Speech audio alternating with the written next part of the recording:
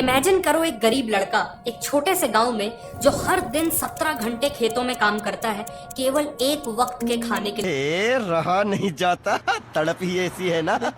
अब इमेजिन करो कि इसी लड़के ने आगे चल के 1 लाख करोड़ की कार कंपनी बना दी। ये कहानी है hyundai के फाउंडर चंग जू यंग की।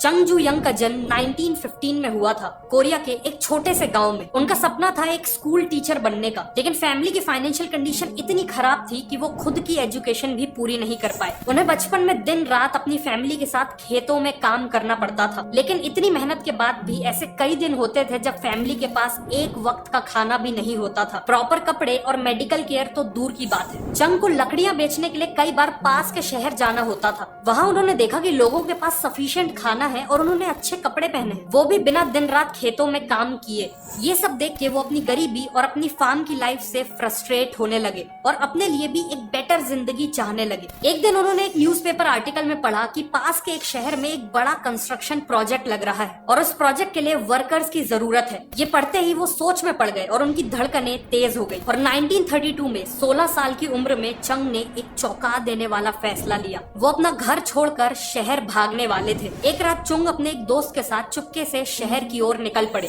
करीब 160 किलोमीटर चलने के बाद वो कोवॉन शहर पहुंचे और वहां कंस्ट्रक्शन लेबरर का काम ले लिया। काम काफी मुश्किल था और कमाई काफी कम, लेकिन चुंग काफी खुश थे क्योंकि वो लाइफ में पहली बार इंडिपेंडेंटली कमा पा रहे थे। करीब 2 महीने तक ये सिलसिला चला, जिसके बाद वो पकड़े गए। चुंग के फादर ने उन्हें ढूंढ लिया और उन्हें वापस गाँव आकर फार्मिंग में लगना पड़ा। उनके लौटने से फैमिली तो काफी खुश थी, लेकिन चुंग खुश नहीं थे। इन 2 महीनों के काम ने चुंग के अंदर कंस्ट्रक्शन और सिविल इंजीनियरिंग का पैशन जगा दिया था। ऑल्सो वो जानते थे कि खेतों में काम करके वो कभी भी गरीबी से बाहर नहीं निकल पाएंगे और इसीलिए वो 2 बार और भागने की कोशिश करते हैं, लेकिन दोनों ही बार उनके फादर उन्हें कुछ ही दिनों में ढूंढ लेते हैं। फाइनली 1934 में 18 की एज में वो अपना 4th एस्केप अटेम्प्ट करते हैं और इस बार उन्हें कोई नहीं रोकता। वो सोल पहुंचते हैं जो आज के दिन साउथ कोरिया का कैपिटल है। वहाँ उन्हें जो भी काम मिला उन्होंने वो किया। सबसे पहले एक कंस्ट्रक्शन लेबरर, फिर फैक्ट्री वर्कर और फिर फाइनली उन्हें बोक्योंग राइस स्टोर में एक डिलीवरी बॉय की जॉब मिली। कस्टमर्स और शॉप ओनर्स उनके काम से इतना इम्प्रेस थे कि 6 महीने के अंदर ही उन्हें डिलीवरी बॉय से स्टोर के मैनेजमेंट संभालने की जिम्मेदारी मिल गई। इसके बाद चंग ने काफी मेहनत की और अपने बलबूते ही शॉप को ग्रो किया।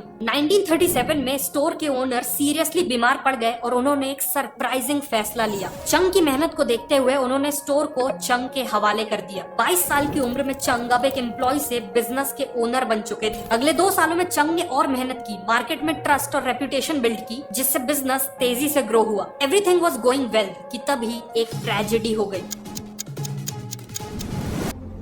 कौन है ये लोग? कहां से आते हैं?